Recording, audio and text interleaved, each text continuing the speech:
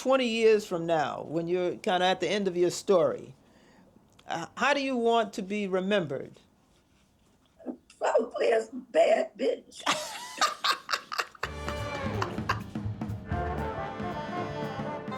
Thank you for joining us for another episode of MyattJazz.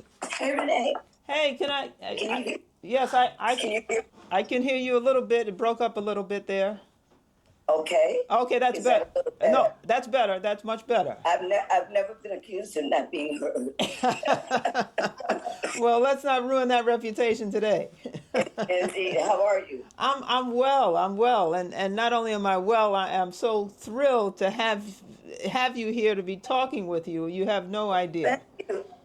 Thank you so much. You know what happens is you are a legend as far as I'm concerned, and I just got to tell you that I heard your music perhaps for the first time on one of the, or two episodes of Scandal when it aired some, I don't know, 15 years ago or so. And there was one song that's called Crazy, and then there was another song, and I said, who is this person? And so I did a deep dive, and I found out who you were, and I said, this is just fantastic. So, you know what, Where are you? Say again? Where are you? I'm in New York City. I'm in Queens. Uh-huh. So I have I'm a practicing lawyer here in New York, and I've been practicing for about 40 years. And as it turns out, I have a very, very strong interest in jazz. And so As it turns out, I have a very, very strong interest in law. Really? Wow. No, I like law and politics. I don't, and that is what I do in my spare time. I don't listen to music at all. Wow. Well, it's interesting. Well, it's funny you talk about politics, because I did read somewhere or saw somewhere that this of course is many years ago, that you were somehow invited to sing at Ross Perot when he was running for president. Did I get that? Oh, no, I was one of the first blacks to sign up to talk him into running, because he wasn't running initially. Oh. But I am from Detroit. I'm a General Motors baby, Okay. as is Ross Perot. Okay. And that is how I found out about him. And he seemed to be more of a working man's kind of person. In Detroit, I don't care what you do. You can ask any of us who are still living. We then tend to think in terms of working. Yes, gotcha. And yes. I was dating a guy who was involved in EDS when Ross started to work for General Motors, and I became involved in it like that. Okay. But I've always liked it. I've always liked, even when I didn't understand it, I always liked it. But then I got involved in it, and it's quite interesting to me. Well, that's very much like show business. Well, that's a good point. Very much like show business. Well, I guess we'll get into it at some point in the conversation. But I'm sure the politics of today is really having you show some interest in it based on what's happening in the world. But before we get into those fun aspects, I wanted the audience to get a sense of, listen, I know who you are. As a matter of fact, I'm sitting here with 4 of your CDs, but I wanted the audience to find out, like, who is Bettye LaVette? So who is that? If you had to answer that question, who is Bettye LaVette? I'm a much too old rhythm and blues singer who has done this for 63 years, and I pretty much know more about it than I do anything else, no matter what other knowledge I profess to have. Okay. Wow, 63 years. This is all I've ever done. I often joke and I say, I wish I'd kept my newspaper out. Because that I was 16 when the first recording came out, so theoretically all I really have to go back to is my newspaper. Well, right. So you started. The first hit you had, like at age, was it 16? They're called "Let Me Down Easy." No, it was My Man. It was in 1962, and I was 16. Okay, But gotcha. it completely warped my life because of for one thing, there are no children in show business. I don't care how cute they may look or whatever. Once this business has tainted them, they are no longer the normal child. I see. And while all the rest of my friends were graduating high school, I had a record in the charts. And if I had gone and had the opportunity even to sing around or sing in the choir or sing with local bands, local musicians, but it didn't happen that way for me. The first time I walked on stage was the first time I ever walked on stage. Wow. So there's no training, there was none of that. None of that The happened. first time I ever walked on stage. Wow. I'll tell you what happened. When the record came out in 1 week and Atlantic bought it, you had to do record hops at that time, so that that's how you really paid for airplay besides payola. Okay. And there was a place called Mr. Kelly's, and the records usually came out on Friday, and they played it all that weekend, and then all that week, and then the next weekend you made the rounds of the local DJs record hops. And I went into my first one, and it wasn't a pantomiming thing. It was a thing with a live band. Oh. Mind you, I only knew the 2 songs I had just recorded. Okay. So I walked up on the stage, and they said, "Do you know what key it's in?" Which I had only learned the songs were in keys just days before. Okay. I said, "Of course I do. E flat." And they said, "Count it off." Oh. And what happened? I didn't know that part. Marvin Gaye's either Hitchhike or Spelling Counterfella had also come out that week. Okay. And he was there to perform. And of course, he had performed with Moonglow, so he was a performer. Okay. But the stage was kind of like a step up from the floor. Okay. And he was sitting there at the table next to it, and he kicked it off against the side of the stage for me. Oh, I see. And I was so grateful. I bet. And after they got started up, then I was ready to go, but I didn't know how to get them started. Wow. So your training, so to speak, is more on the job or on the stage. Yeah. And the people that were with me, I mean, they told me everything that they thought I should know, but counted off. They knew I would just be doing record hops and pantomiming to my record. Okay. So the thought that I would be with a professional band and not know how to kick the song off didn't even occur to anybody. Right. Because I guess they thought that was just something, goes without saying that you would know how to do. The only people that I'd seen, my parents, I'm from Western Michigan, Muskegon, Michigan, and my parents sold corn liquor in the 1946 when I was born. Wow. And worked also at the parts plants as well. The parts came to Fords and General Motors and whatever. They were made up there in Flint and Pontiac.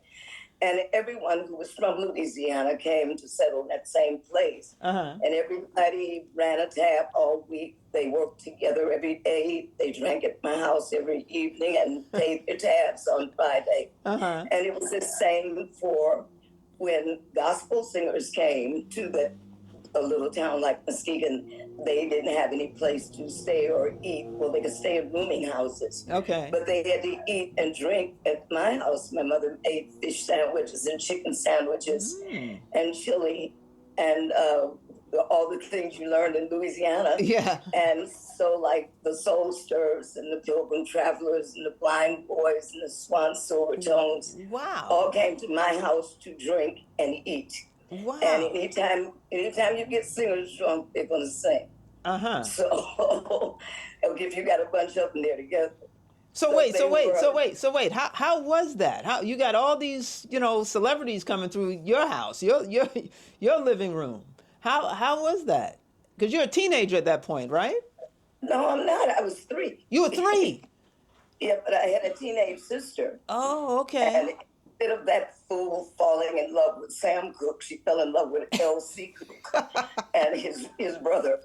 And but I saw him the first week that he was with the Soul Stirrers. Okay. And but that was nothing of note then. It's Oh. only big in retrospect. Yes, right. It was just so for you. It's just a regular day, and at the household. That's it. Yes, Wow, yes. wow. So were you like you're a young age? You're like 3. I mean, are you singing around the house? Are your parents in? What? Well, my mother said that I've always talked just as you hear me talking now. Oh, She said she talked, baby talk to me oh. to try and teach me how to talk like a baby. Because you talk like an adult. Is that what she was saying? Yes, and I cussed. Oh, And I drank, and well, because the people left and all the little stuff that was left in the glasses. I went and drank all of that, and we had a jukebox, and I knew all of the songs on the jukebox. you had a jukebox in the house? Yeah, well, people came to eat and drink Oh, so and sing it's like a and listen to club. music. It's like a club. Well, it was the houses that they built in Muskegon for the returning soldiers from the Second World War. Okay. And they more looked like barracks, box houses, Yes. and looked just alike. And when everybody got settled from the war, I'm not recording. then a lot of the people from the South moved into those homes. Okay. And it was one of the only ways that we would have had a whole home of our own. And we knew everybody in their projects. And that was what they were literally then. They were United States government project. I see. And they became familiar later on. We all have them in all cities, but that was how they originated and began to look more like dwellings as opposed to barracks. Right. Okay. So you had a jukebox But in the they house. had the jukebox, and I knew all the tunes. Okay. I had a teenage sister who, at the time, Little Esther, B.B. King, that ilk were the popular black singers. So I knew all of their songs. Then my mother liked popular music and country western music. She liked Doris Day and Roy Rogers and Dale Evans and Red Foley. And I sang them. They would stand me on the top of the jukebox. And I would sing, and when it was one you dance to, I had on a diaper, mind you. I wasn't 3. I had on a diaper, and I'd raise my chest and roll my stomach up and down in time with music. When I tell the audience about that now, I always tell them that will not be forthcoming this evening. Well, well, here's the question: is there video footage of that? Are there home movies of that? In 1946, we barely have pictures of me. I mean, everybody didn't walk around with a camera then. And black people didn't have cars and cameras. Oh, I see. Okay. Not a lot. I mean, the ones you knew everybody in the neighborhood that had a car and a camera. Well, because my people worked with cars, we always had a car. I see. Okay. Gotcha. Okay, so let's fast forward at some point. So at some point, I understand you come to New York City. In 1962. Okay. 63. And so 63. I had been singing a year. Okay. And I came to New York to tell Jerry Wexler that I wanted a release from my contract with an act. Now, mind you, I am one of the only black people in the world who has his home phone number. Oh. This man has created the Coasters, the Drifters, Ruth Brown, Ivy Jo Hunter. And I come to New York to tell him I want a release from my contract because my friends in Detroit told me that I should have had another record by then. And this is and Jerry Wexler did just what you and I are doing. Right. Heartily. So wait, so this is a 16-year-old Bettye LaVette telling him this? I was 17 then. A 16-year-old didn't know how to do that. I see. I may have even been getting ready to turn 18. Okay. Girl, I had been singing for over a year. Uh-huh. You couldn't hit me and ask for a red apple. So wait. So you're 17. You're talking to Mr. Wexler, and he laughs, And then, and so what do you pursue further conversation with him? Do you stay in New York? No, no, I came to leave, honey, Oh, and pursue New York oh, because that magazine then had like a whole article section in their little magazine about Harlem, okay. and I just knew I was going to come and take over the whole place. So he gave me his own personal check for $500. Okay, uh-huh. He said you're going to need this. Yes, that would be true. When I told the story at his funeral, I mean everybody just cracked up. I'm sure. I'm sure. So he gives you $500, and what do you do with that? I paid for the room that I had rented. Okay. Or that I was going to rent, because I think when I went to Atlantic that first day, I had my luggage with me. Okay. Okay. And I had a booking agency, which Atlantic had got me when the first record came out. Uh-huh. And a gentleman there who was in charge of all the contracts for the shows, almost every black act at that time was with Shaw Artist Corporation. Okay. And Frank Kosian, who was as I said, in charge of all the contracts and whatever, just kind of adopted me. Mm-hmm. And both he and Jerry Wexler, because I would call them periodically before I got there on the phone. Uh-huh. Could you send me $25? Could you send me $50? And that was so amazing that I could pick up the phone and call New York and have someone send me money. That's incredible. So that put me way and above the local artists in Detroit? In Detroit, yes. Including the ones with Motown. Oh. If you weren't, because at that time, if you weren't Mary Wells, Mark Johnson, or the Miracles, uh-huh. you weren't as big as I was. Oh, okay. And then they were with a small company, and I was with a world-renowned company. Yes, right. The only person that didn't know that was stupid me. I mean, I just thought they were all record companies. I didn't put any value on one being bigger than the other. Okay. All right. So now, I came to New York. Yeah.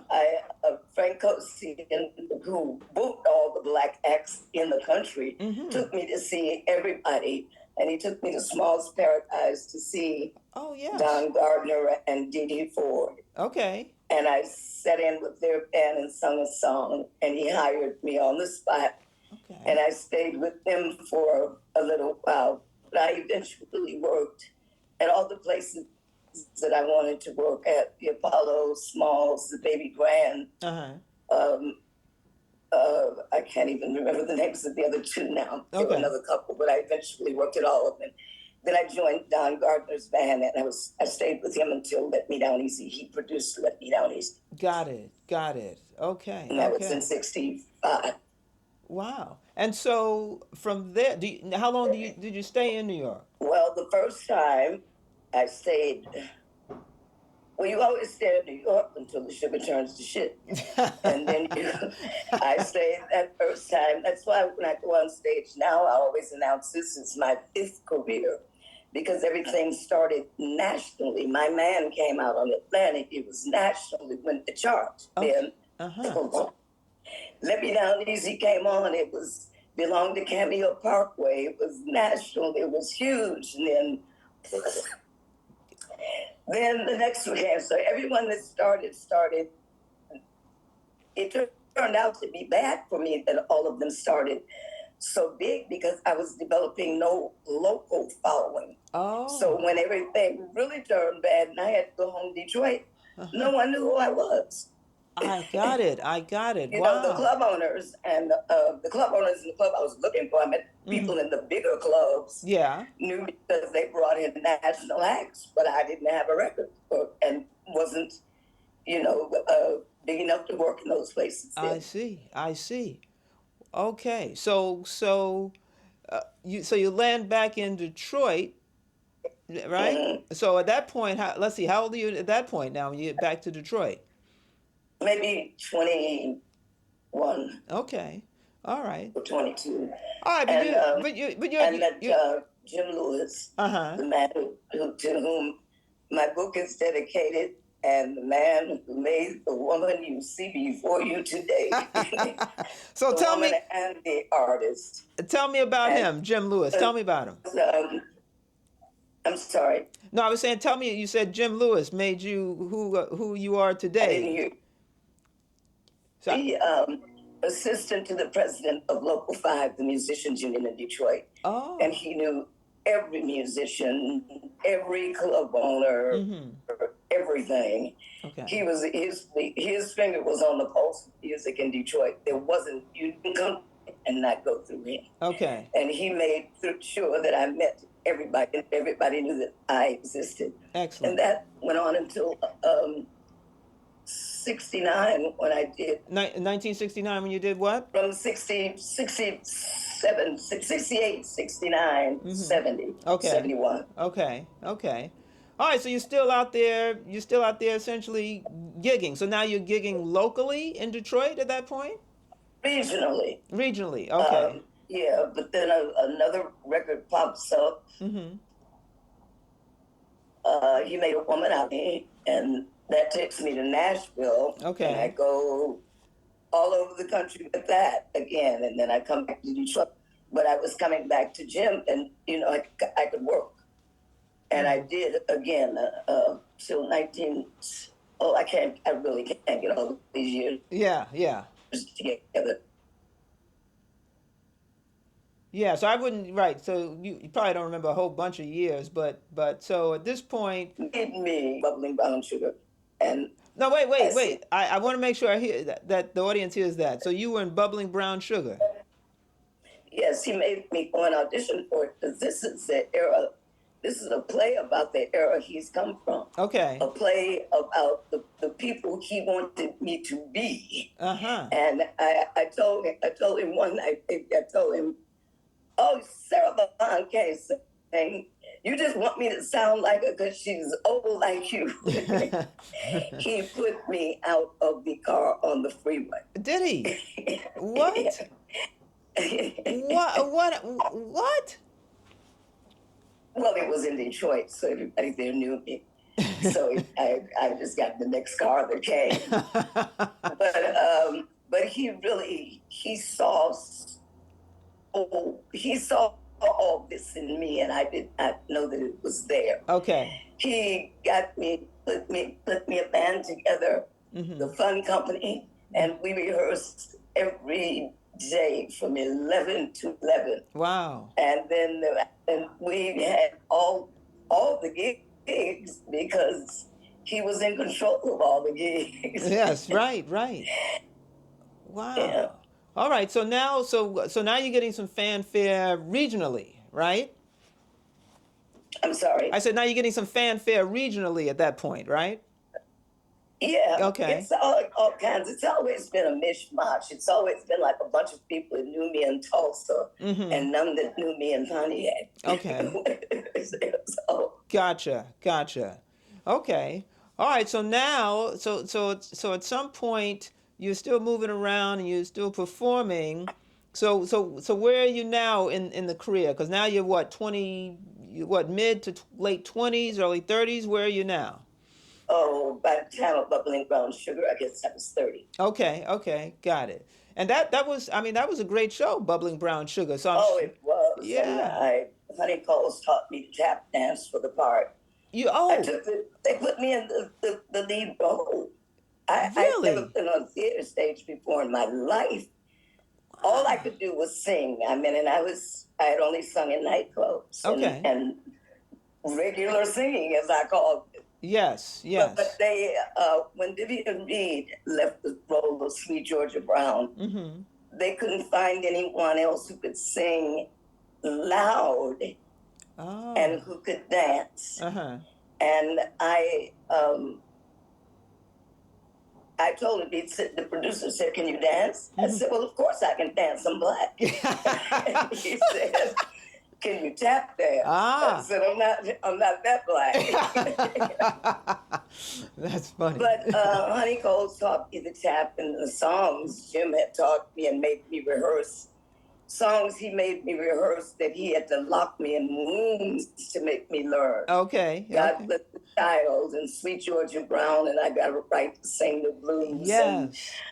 Uh, we would go then, me and the band, and sing our songs that we wanted to sing by Sly Stone and whomever. Right. And then we'd have to rehearse this. He made sure that we had a healthy helping of those tunes too. Uh-huh. And I'll be damned if every one of them hasn't paid me off Wow. since then. That's so. Wow, wow. That's incredible. Well, I mean, what? So wait, so obviously you learned to tap dance for the part. Is still tap dancing in your repertoire? No, I'm. You know what? If I can find my tap shoes. I said I just want to see if I can at least just remember the time step. Okay, But okay. it's something that I had never done before, and something I've never done again. Got it, You know, okay. so I'm not sure how proficient I would be in it, but All I'm right. sure there must be something about it. I do remember the principles of it anyway. And I Right. remember the things I learned about it that people don't know. One thing, it's done on the balls of your feet, and your heels barely hit the floor. Oh, okay. That's a little tidbit.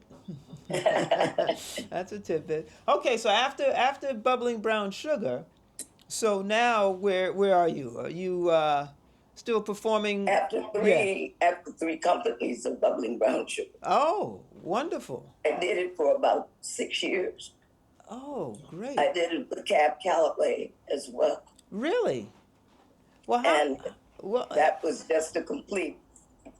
By the show in the 20s and 30s, uh-huh. when they added Cab, I mean, it was good enough for me with Honey, but after they added Cab, I felt like I was living the show business I wanted to be in. Of course. Of course. If you guys are enjoying the show, please like and subscribe. And now, let's get back to the show.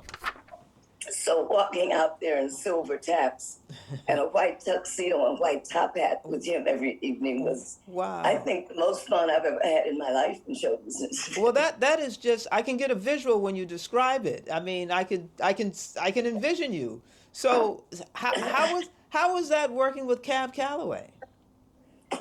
Well, it was good for me, bad for everybody else, because he was really cantankerous. Oh. And he really didn't like the attitude that the younger people had about show business itself.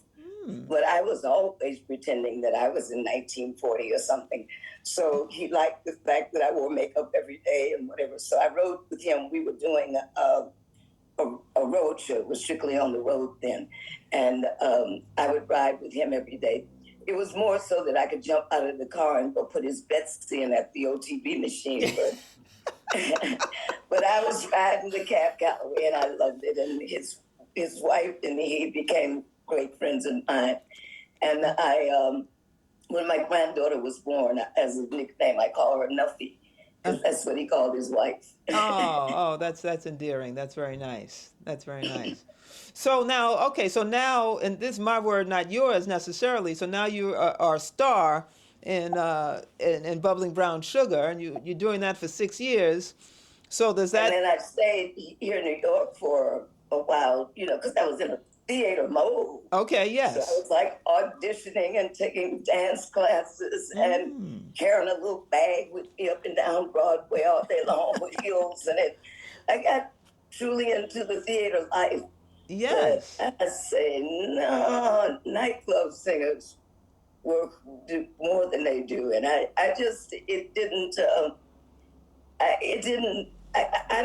didn't like the theater life. I liked the show. Okay. But just the theater life itself, I didn't care for. I gotcha. Okay. All right. So I came back to Detroit. This is the fourth time now. Okay. Back to Detroit. Okay. All right. So you came back home, so to speak, and then what happens there? I had another local career for maybe 2 years. Okay. Then another record comes out. I don't even know which one it was then. But that continuously happened. It, for the most part, continues to happen. Right. Somebody has always called me and asked me to record. Well, but it has never been, the records have never been big enough to make it a continuum so that I could build them into a well, for lack of better words, Taylor Swift. Yeah. Yeah, well, that's a whole nother, So that's a high water. I'm at my age Uh-huh. that my latest record is only a year old. Now, wait. You say at your age. I mean, are you comfortable sharing your age? Oh, I just turned 79. Oh, And okay. there aren't a lot of 79-year-olds who just did an album with the drummer of Rolling Stones with dance tunes on it. So this has always intrigued me because I do have your other albums that I have is the British interpretations. Like, how do you even meet these people? How does Bettye LaVette like run into the drummer for the Rolling Stones? How does that even happen?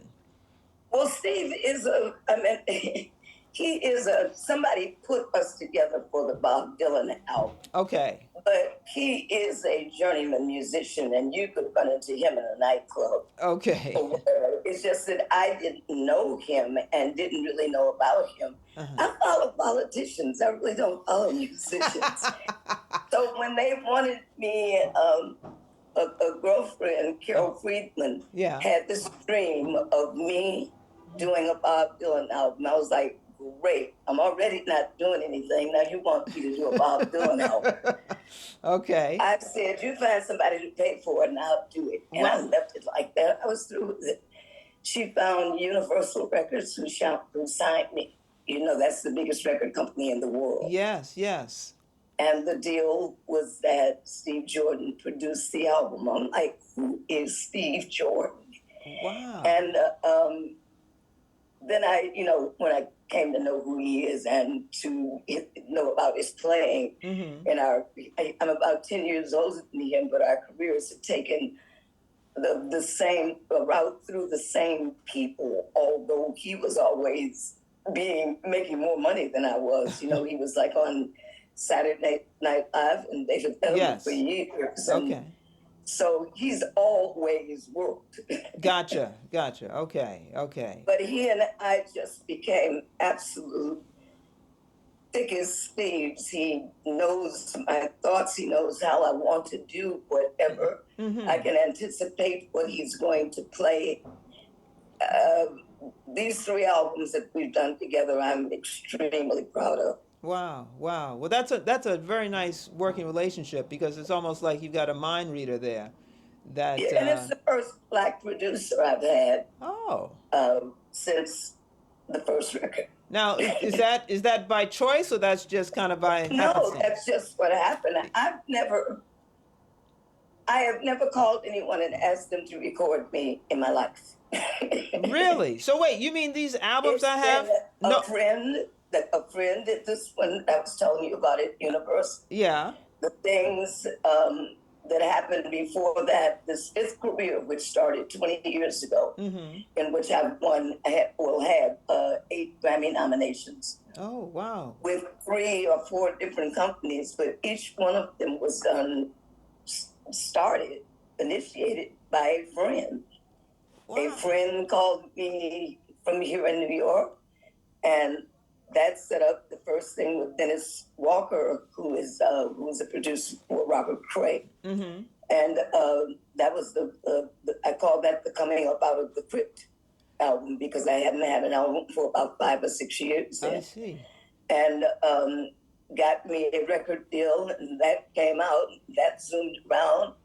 Then another friend in Europe called another friend, and this has all really been done by friends. And this is throughout your life then, that this has happened this way. Throughout my entire life. Right. When I always, when I'm upset and I cry, it's because the business itself just hasn't given me what I feel is a good chance. Yes. But friends, and I can't say anything about friends at all. I mean, the people, my manager used to always say, well, it may not be many of them, but the people who like you really like you.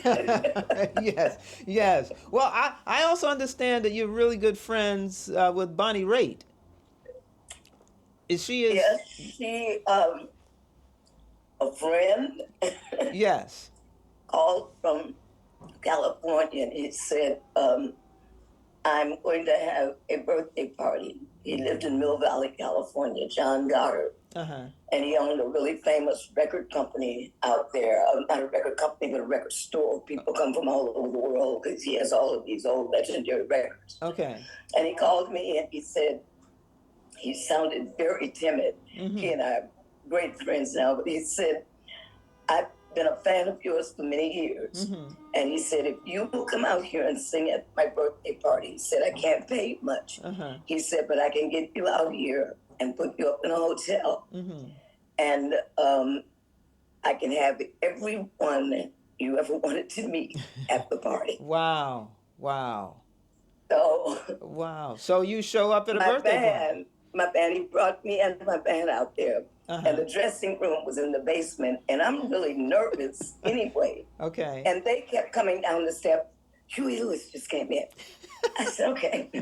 Bonnie Raitt just came in. I said, if y'all come down those steps one more damn time, I'm sitting down there trembling and sweating. Right. And sure enough, I met just everybody. The guy that I was going to sign with Anti Records was there as well. Okay. And the guy who was going to be my booking agent for the next 15 years. Okay. Was there. And he sent me all over the world. In every country, every place I went, I had at least 2 fans.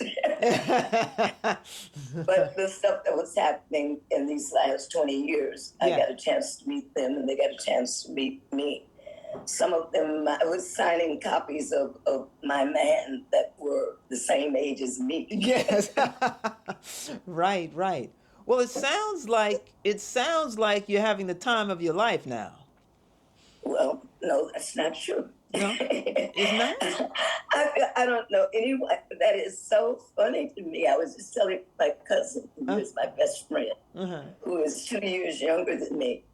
I say, why do y'all keep getting confused that anyone 79 wants to do what I'm doing?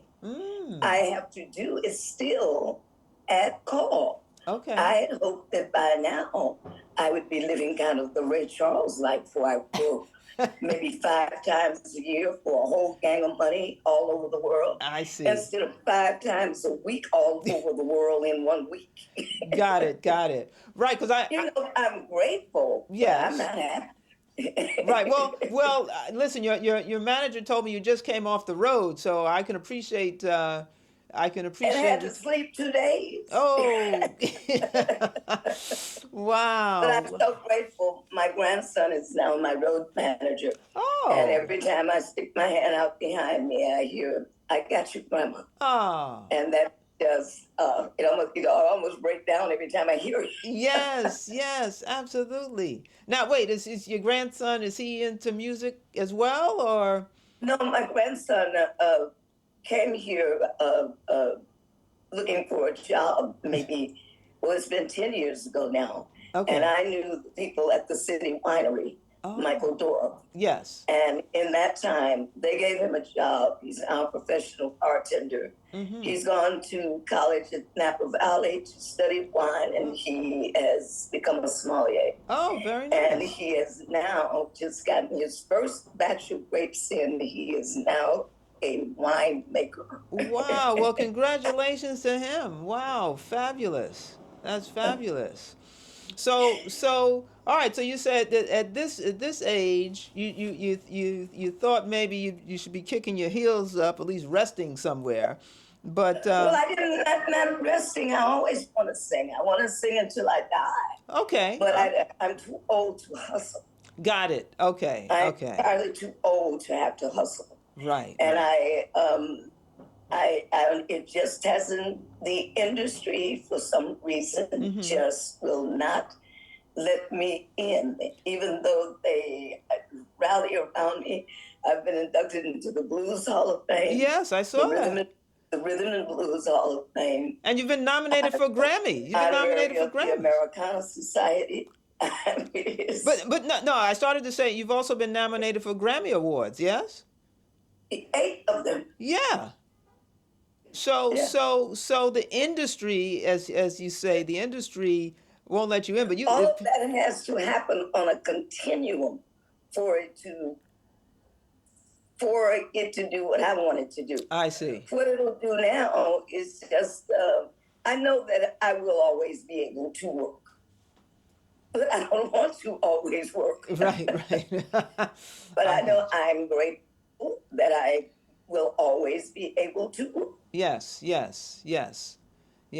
And so, like you As say, long as my voice holds up anyway. well, that's the thing. You have a very, very, and I'm sure you've heard this 1,000 times. You have such a unique voice that even I'm very grateful for that. It used to bother me that all the other women sounded like women and I sounded like James Brown. but now it's turned out to be unique. Well, and very helpful to me in that way. Helpful is an understatement, because what happens is if you listen to, you're sure you hear it all the time, but if the audience is listening to your song, they have such emotion in it and such depth, probably as a result of your voice. I mean, you can feel, depending on the song, you can feel the pain. You can feel the longing and the begging. I mean, I would say, and me just listening as a fan, would be attributed to your voice. There's something about it that that draws you in. I think it is too. But when Jim wanted me years ago at 18 and whatever to sing these songs you're talking about, I said I can't sing that kind of song. He could hear what you're saying in my voice. Yes, I could hear it, but I thought it sounded bad. Oh, okay. No. I wanted to sound like Nancy Wilson. well, quite the contrary. And I felt when I sung pretty songs, yeah, my voice bastardized them more or less. Yeah. Jim would say, "No, just sing it the way you're feeling, the way I hear you feeling it." I said, "Well, I'm singing it like I think I feel it." I know that poor man. He probably wanted to take me many times back on the freeway and put me out of the car again. Put you on the freeway once again. But you got a lot of friends, so somebody would have come along and picked you up. So, and I heard a song. I mean, there's so many songs of yours that I've heard, but just by way of example, in terms of, I'm saying the emotion in the song, you sing a song that I'm sure the audience knows, "Heart of Gold," and you sang it. I mean, it was, it's like I heard it for the first time when you were singing it, because it's really just packed with emotion, and so when. It was so long for me to understand that the song, as interpretation goes, is I'm telling you how the words make me feel. I'm not just singing the song the way the person before me sung it, and that it is impossible for me to feel the same way that they do about the song. Young people now are constantly asking me the old adage, "How do you make the song your own?" I said, I've accepted it that this is the only way I can sing it, and I don't even try to sing it another way now. Okay. I sing it exactly as I feel it.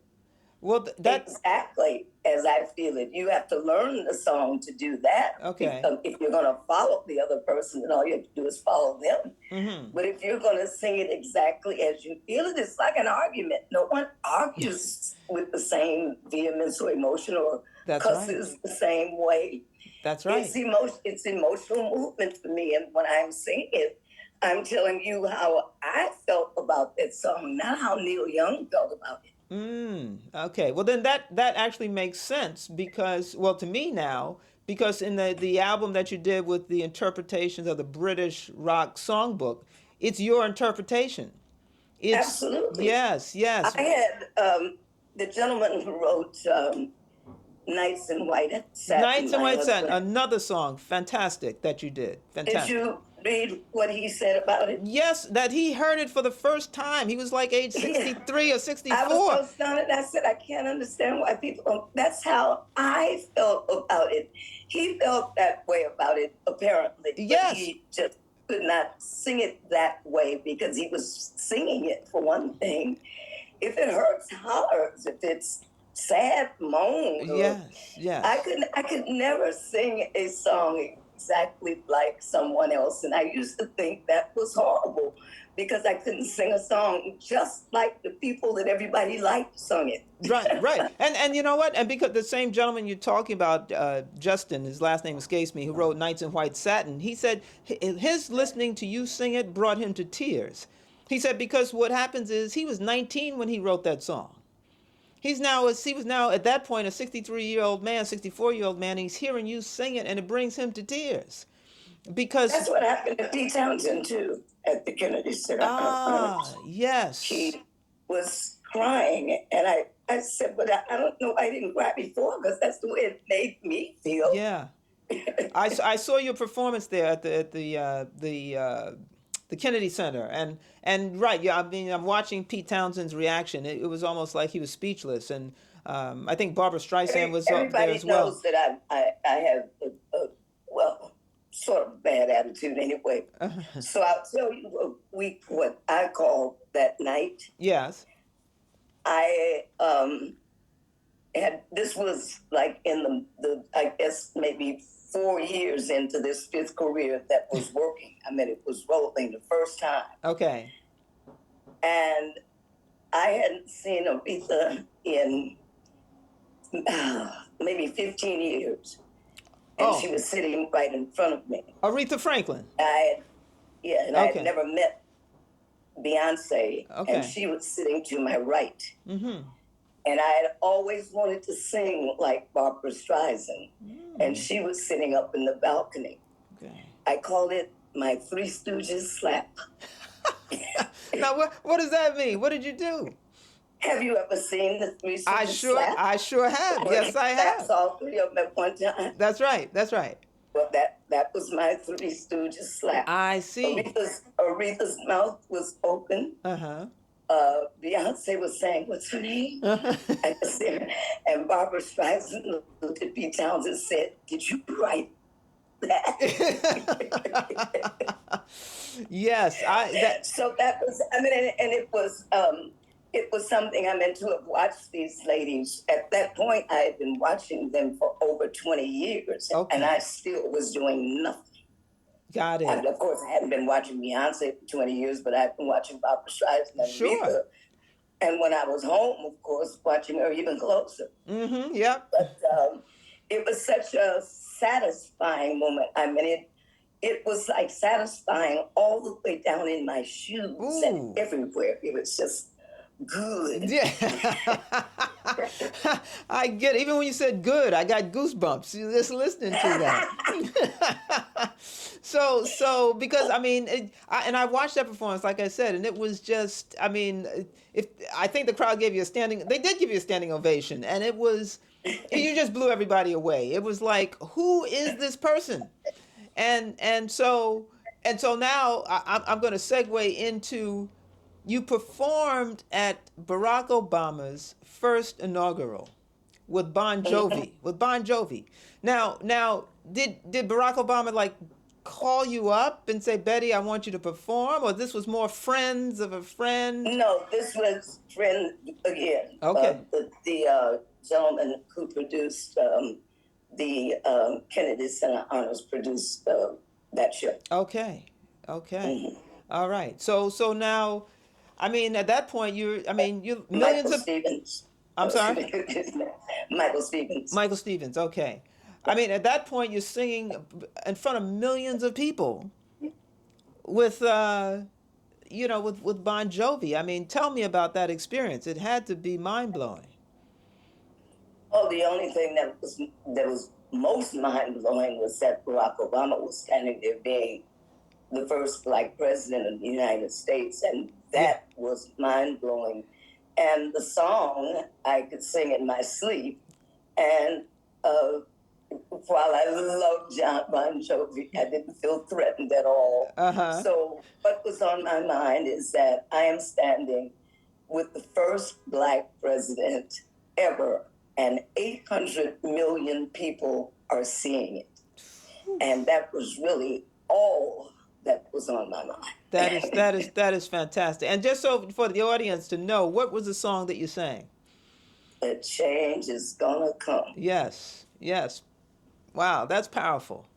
And when this recording came out, it's big in retrospect. It wasn't like that then. Okay. It grew to be that big, but it was played mostly on small black radio stations, and we heard it all day, every day. That's so right. As I said, I sing it in my sleep. That's right. Absolutely. There probably isn't a black household that doesn't know it.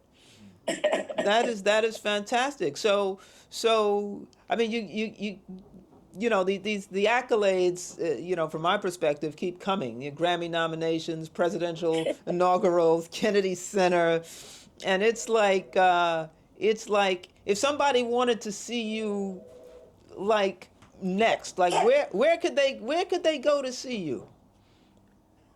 You go to my website, and as we get the gigs, we post them. And I'm doing right now mostly a duo thing where I'm sitting with my keyboard player and just telling many of these stories that I just told you. Oh. And I didn't think I was going to really like it as much, but now it's fun because I explained to the people, I said, in the next 90 minutes, I am going to lie on everyone ever heard of.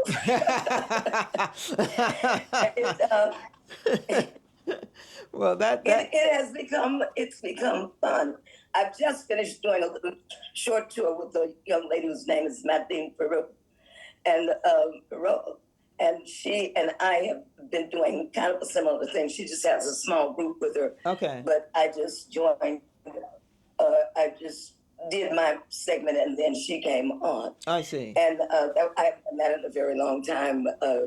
Where you go travel all day, you check into another hotel, you get up, you do the show that night, you get up, you travel all day. Right. Yes. So that's why I slept 2 days. Understandable. Understandable. So. But we're getting ready to do a lot of those. If you and your listeners will go to the website, I think they've been posted now. We've got some coming up in the New England area. Okay. Give me. Let us hear the website. Give the website. BettyLaVette.com. Excuse me, BettyLaVette.com. Okay, and just so the Betty Bettye, LaVette LA capital VETTE. Just so we get that going. So now another album of yours, if I can just go take you back a little bit, that I really enjoyed was I'm Gonna Raise My Own Kind of I've got my own hell to raise. Now that I thought was interesting because that's a bunch of female artists that you interpreted their songs.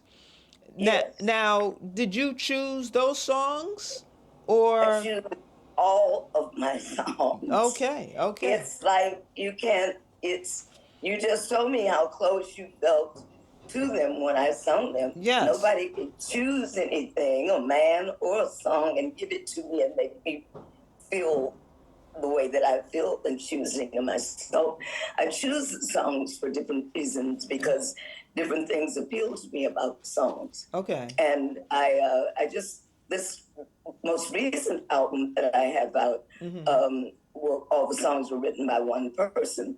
Oh, okay. And who would that be? Who wrote them? And I will tailor the song without changing the meaning, Randall Bramblett. And I will choose the songs so that it would be the way I would have said it without changing the meaning. I see. And he asked me at one point, he said, do all the songs have to be about you necessarily? I said, yep. Yep.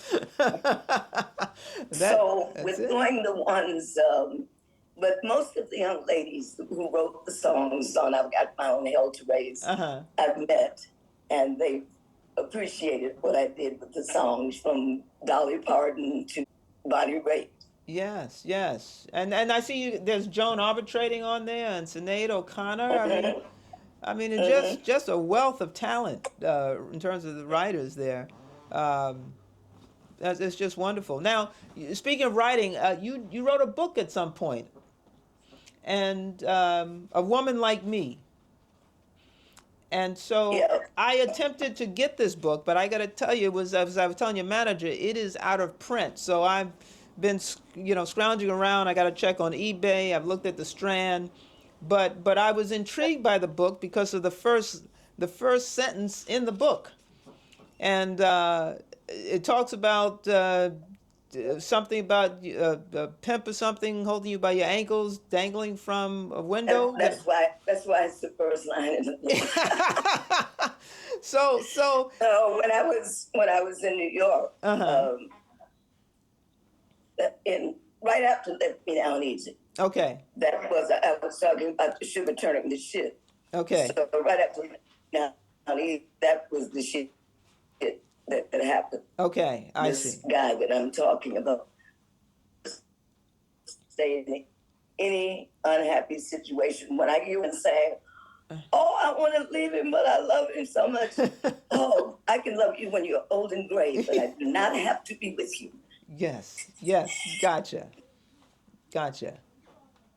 Yeah. So that was all I learned. Well, I did learn. I learned a lot of things from him, but the greatest thing I learned from him was to double down on what I just told you. Right, exactly. Well, listen, if the situation is toxic, get out of it. Well, here, listen, I want to put my dibs in. If I ever find this book, I would love you to autograph it, because I'm really excited to get it, and really even more excited to read it. So just to let you know, I may be contacting your manager if I ever find the book. Okay. Yeah. So now we're coming up towards the end of the show, but I wanted to ask probably a question that may have been asked of you sometime, maybe not, but as you indicate, being 79 years old, the question I have is that, let's say, I don't know, 20 years from now, when you're kind of at the end of your story, how do you want to be remembered? Probably as a bad bitch. that's I love it. And you know what? That is going to be it. That is going to be how you are going to be remembered, as far as I'm concerned, because, and that's what I get about you. Maybe that's why I was so drawn to you, because that's what I get. I hear it in your music, your lyrics, when I see you perform on stage. That's exactly what I see is a bad bitch. And so Thank you so much. Yeah. So I want to Where listen. did you tell me you live? I live in Queens, in Hollis, Queens. And like I said, I mean, you are. I can appreciate also why you have an interest in law, because I could see you in a courtroom going toe to toe with somebody. And that was it. And the thing of it is, I wanted to be a prosecuting attorney. Well, you know what? And I was a prosecutor for 6 years. Well, that is what I wanted to do. I said I didn't know whether or not that I could defend someone that I knew was guilty. Okay, right. So prosecuting, and I knew I wouldn't persecute anybody. Yes. But somebody who was trying to get away with something, I think I could. Right. I'd love to handle that. Yeah, and I listen. I would have loved to have seen it, because I'm telling you, and with the voice that you have, it would have been mesmerizing. Tell me the proper name of your show. So it's my last name, Myatt, MYATT, Jazz. So MyattJazz. Myatt, yes. MYATT, Myatt. Right, okay. right. So that is, and just to give you a little background, my first episode, if you will, was with Houston Person, and the jazz saxophonist. And the reason I did it is because Houston at that point was 89 years old. And I said, Houston, you're a legend, but there's got to be something out here in social media about you. So I asked him if he'd be kind enough if he would do a podcast where I could interview him, and he graciously said yes. So now that's how it's, and so kind of like you, where one person speaks to one person, and I go on a jazz cruise every year, and I meet these jazz musicians. How long have you been on? Houston's I did in 2023. And so it has picked up momentum, And I must say you are the first woman, and I'm excited and thrilled about that because it's a nice way to start introducing women on the show. Indeed, indeed. Yeah. Well, maybe my whole group particularly is dropping like flies. But if there's anybody that you think I may be able to reach for you, please don't hesitate to call. Wow, Kevin, I'm sure would be glad to help you. He has all the numbers. Oh, that's wonderful. That is so wonderful. Thank you so but very I'm much. so proud of you, and I just I know that your show will be, because you are an attorney. I know that you will bring some of that to this, as you have with me. You've been extremely thorough. Yes. Yo. You know, I hate it when people want to know what my favorite color is. And, and that's about all they know. Right. That I made these records, and what's your favorite color? Right. Well, no. I think that your lawyerism made you much more thorough. I enjoy talking to you. Well, it has really been my pleasure and my privilege. So thank you so much for offering. If I have somebody else that I want to interview, and if you can think of someone, I'll be happy to reach out to your manager. That's great. I have had a wonderful afternoon. I was in court this morning, and this was not only the icing on the cake, but the cherry on top. So thank you so much. Thank you so much. And I'm going to see you someplace live. I hope so. If you see that I'm anywhere close to you, send Kevin a message. I'd so love to have you on my guest list. Oh man, that is great. Thank you so much. So just contact Kevin if it's someplace you may look up. You had to go somewhere for business or whatever, and you look up and wonderful. It happens all the time. Okay. All right. Well, great. Good luck to you, baby. Thank you so much. Listen, I don't want to hold you any longer. So you have a great afternoon and the rest of the week. You have a wonderful day. Okay, good. Bye-bye. Bye now. I hope you have enjoyed my conversation with Bettye LaVette today. It has been my absolute privilege to have her here today. So please join us for another episode of MyattJazz. And as always, thanks for listening to Jazz.